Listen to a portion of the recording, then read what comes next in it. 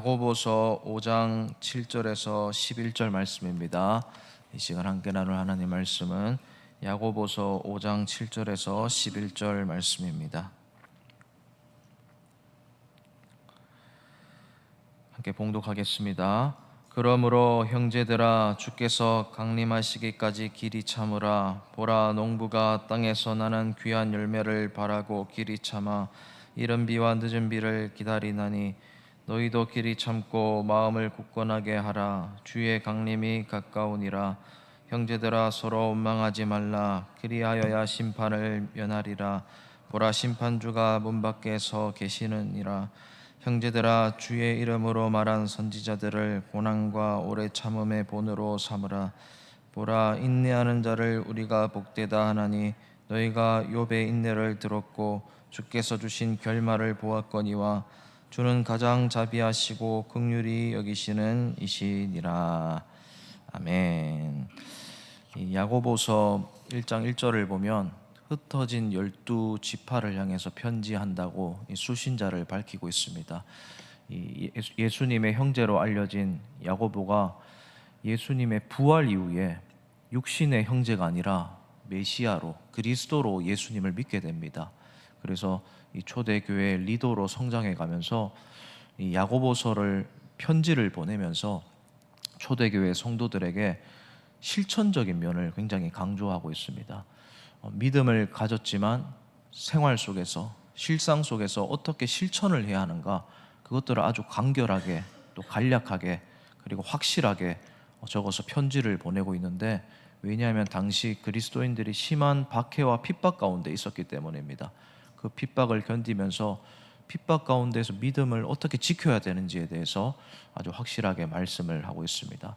오늘 본문은 인내, 믿음의 기다림에 대해서 강조하는 부분입니다. 살아가면서 우리가 현실에서 무게의 중심을 어디에 두느냐가 굉장히 중요하지 않겠습니까? 세상에 무게의 중심을 두면 흔들리다가 그냥 완전히 쓰러지게 됩니다. 그런데 하나님 앞에서 무게의 중심을 두게 되면 마치 오뚜기 무게 중심이 있을 때 오뚜기가 흔들리면서도 다시 중심을 잡는 것처럼 그렇게 다시 제자리로 돌아오게 되어 있습니다. 그게 바로 바른 믿음의 무게의 중심을 두는 것입니다. 그 믿음의 무게의 중심 중에 가장 중요한 것 중에 하나가 바로 인내입니다. 그래서 오늘 본문 7절을 보면 길이 참으라 라고 말을 합니다. 또 길이 참으라 라는 말이 한 번 더 나오고 8절에서도 나옵니다. 이 길이 참으라 라는 말은 오래 참으라 라는 말입니다. 원어로 보면 마크로 뒤메오라는 말이 사용되었습니다. 이것은 당연히 결과를 알고 참는 것을 말하는 겁니다. 그러면서 야고보가 농부에 대해서 비유를 하고 있습니다. 농부가 농사를 짓고 나중에 수확물을 확신하면서 기다리듯이 그렇게 참으라라는 것입니다. 여러분, 이 농사야말로 참아야 되는 것 중에 하나 아니겠습니까? 얼마나 오래 참고 기다려야 됩니까? 농부가 씨를 뿌리고 또 비료를 주고 수확하기까지 참 많은 것을, 고난을 감내하면서 기다려야 되는 것입니다. 그런데 그 기다림이 쉬운 것이 아닙니다. 자기가 할 수 있는 것은 최선을 다해서 하지만 결국 농부의 힘으로 하지 못하는 것들이 있습니다. 바로 날씨입니다.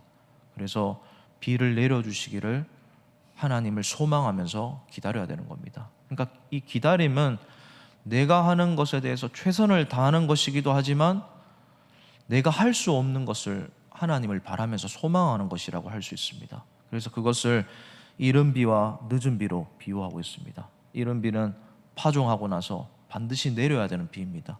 그리고 늦은 비는 수확하기 전에 또 반드시 내려야 되는 비입니다. 그것을 내 힘으로 할 수 없기 때문에 하나님을 기다리라는 것입니다. 그것처럼 우리 인생도 마찬가지라는 거예요. 내 힘으로 할 수 없는 것들이 있는 겁니다.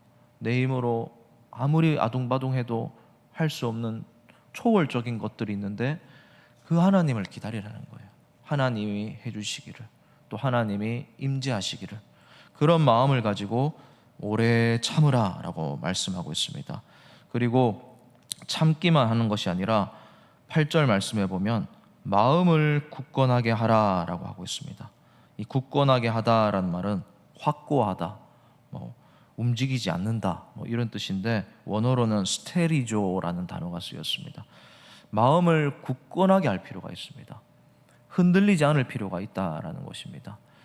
이 죽음의 포로 수용소라는 책이 있습니다. 이 빅터 프랭클린이라는 심리학자가 적은 실화를 바탕으로 한 책인데, 이 죽음의 포로 수용소는 이 2차 대전 때 나치 포로 수용소에 잡혔던 유대인들을 관찰하면서 적은 그런 책입니다. 이 관찰을 해보니까 자기도 포로 수용소에 갇혀 있으면서 사람들을 보니까 이 포로들이 막 죽어 나가더라는 거예요. 너무 죽음이 가까이 있으니까 사람들이 삶을 포기하고 거의 돼지처럼 지내는 것처럼 묘사하는 부분이 나옵니다. 그런데 거기서 자기는 살아남아서 이 잔혹상을 폭로해야 되겠다는 확실한 목표를 잡고 끝까지 살아남아야 되겠다라고 흔들리지 않고 살아남으려고 안간힘을 다 썼습니다. 그래서 자기가 한 일이 뭐냐면 그 유리 조각을 가지고 계속 면도하고 마실 물을 주는데 다 안 마시고 남겨놓고 세수를 하고, 그렇게 죽음을 앞둔 사람이 아니라 완전히 지금 생생하게 살아있는 사람처럼 포로 생활을 했다라는 거예요. 그래서 건강하게 다행히 살아남아서 나중에 나와서 이 나치의 잔혹상을 폭로하는 이런 글을 적었던 겁니다. 근데 그 사람이 그 글에서 적은 것이 있습니다. 죽음을 앞둔 것처럼 살아가면 결국 죽게 된다는 거예요. 그런데 죽음을 앞두고도 나중에 살 수 있을 거라고 확신을 가지면서 살면 어떻게든 살아남는다라고 그런 내용이 적혀 있는 책이 있습니다. 여러분, 바로 그게 굳건하게 하는 것입니다. 우리가 이 세상을 살아가면서 흐릿해질 때가 있습니다. 그것이 바로 재림신앙입니다. 예수님이 오신다고 반드시 약속하셨습니다. 올라간 모습 그대로 다시 내려오실 것이라고 약속하셨습니다. 그런데 자꾸 세상이 우리를 흔듭니다. 무게 중심을 옮기게 만듭니다. 주님이 오시는 것이 중요하지 않는 것처럼 여겨집니다. 주님이 더 늦게 오시면 좋겠다고 여기는 사람도 있습니다. 지금이 너무 좋아서. 그런데 그게 바로 사탄이 우리를 흔드는 것입니다. 그럴 때 흔들리지 않아야 됩니다. 굳건하게 내 마음을 잡아야 됩니다. 주님이 반드시 오실 것이고, 주님이 오시면 이 모든 것을 갚으실 것이고, 주님이 오시면 저 영원히 아름다운 천국에서 가장 아름다운 모습으로 내가 영원히 주님 옆에서 살아갈 것이다. 이것을 흔들리지 않고 붙잡고 있어야 되는 거예요. 지금 야고보 사도가, 야고보가 지금 이렇게 말하는 이유가 뭐겠습니까? 핍박과 박해 가운데 있는 초대교회 성도들이 너무 흔들리고 있기 때문에 그렇습니다. 이 사람들이야말로 진짜 재림하는 예수님을 정말 애타게 기다렸던 사람들이었습니다. 기다려도 주님이 결국 안 오시는 거예요. 주님 못 보고 다 죽는 거예요. 그러니까 사람들이 희망이 없는 겁니다. 자꾸 소망을 잃어버리는 거예요. 그래서 이렇게 강조하는 겁니다. 굳건하게 하라라는 겁니다. 오래 참되 흔들리지 말라라는 거예요. 주님 반드시 온다라는 겁니다. 야고보는 결말을 알았습니다. 그리고 확실했던 것입니다. 그리고 또 계속해서 말하는 것이 10절 말씀에 선지자들을 고난과 오래 참음의 본으로 삼으라 라고 말을 합니다. 그러면서 예를 드는 선지자가 11절에 욥입니다. 욥. 오래 참음의 본을 삼을 수 있는 욥에 대해서 말씀하고 있어요. 여러분, 욥만큼 오래 참았던 사람이 어디 있습니까? 극심한 고난, 인간이 경험할 수 있는 모든 고난을 다 경험했지 않습니까? 그러는 가운데에서도 참고 참았습니다. 그런데 생각해보면, 욥기를 읽어보면 욥은 참 많이 흔들렸습니다. 불평, 원망 많이 했습니다. 그런데 오늘 본문에 보면 9절의 말씀에 보면 서로 원망하지 말라라고 합니다. 이 원망하지 말라라고 했는데 바로 선지자 욥에 대해서 예를 들고 있다는 겁니다. 욥은 사실은 인간적으로 많이 흔들렸던 사람인데 왜 욥에 대해서 말하느냐면 욥 뒤에 역사하고 있는 하나님에 대해서 보라고 말씀을 하고 있는 겁니다. 결국 욥기는 욥이 얼마나 오래 참았는지, 얼마나 잘 견뎠는지를 보여주는 성경이 아니라 하나님의 절대 주권을 보여주는 성경이기 때문에 그렇습니다. 하나님이 욥을 기다리시는 겁니다. 욥은 자기가 기다리고 참는다고 생각했는데 사실은 하나님이 참고 계시다라는 사실을 보여주는 것이 욥기이기 때문이에요. 결국 욥을 보라라고 하면서 하나님을 봐야 되는 거예요. 이 욥기의 결론이 그것이지 않습니까? 욥이 재산이 그전보다 2배가 늘었다가 결론이 아니라 결국 죽게 되었다라고, 그게 결론이지 않습니까? 욥의 죽음이 마지막 장이지 않습니까? 죽고 나서 누구를 받겠습니까? 하나님을 만나서 예수님을 만나게 되는 겁니다. 예수님을 보면서 자기가 견뎠던 것과는 비교도 안 되는 인내를 봤을 겁니다. 예수님을 보면서 정말 불공평한 상황 가운데서 악을 견디는 예수님을 보면서 진짜 깨달았던 것입니다. 이게 오래 참는 것이구나. 이게 인내구나. 이게 진짜 궁극적인 참는 것이다라는 것이구나. 그것을 봤던 것입니다. 여러분, 예수님만큼 참으신 분이 없어요.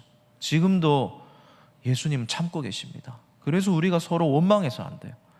여기서 원망하다라는 말은 2가지가 있는데, 환경을 원망하지 말라는 겁니다. 내 처지를 원망하지 말라는 거예요. 믿음 생활하면서, 신앙 생활하면서 교회 안에서 서로 원망할 때가 있습니다.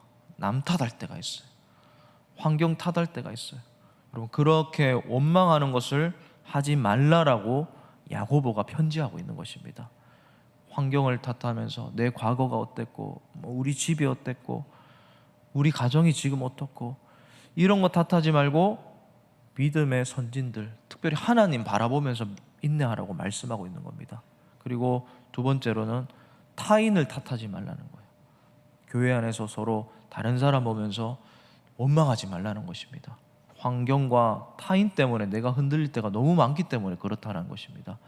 사랑하는 성도님 여러분, 오늘 말씀은 결국 오래 참고 주님이 다시 오실 것을 기다리는 믿음에 대해서 말씀하고 있습니다. 오래 참되 원망하지 않고 마음을 굳건하게 하고 결국 믿음의 선진, 궁극적으로는 하나님 바라보면서 그렇게 살아가야 된다라고 말씀하고 있습니다.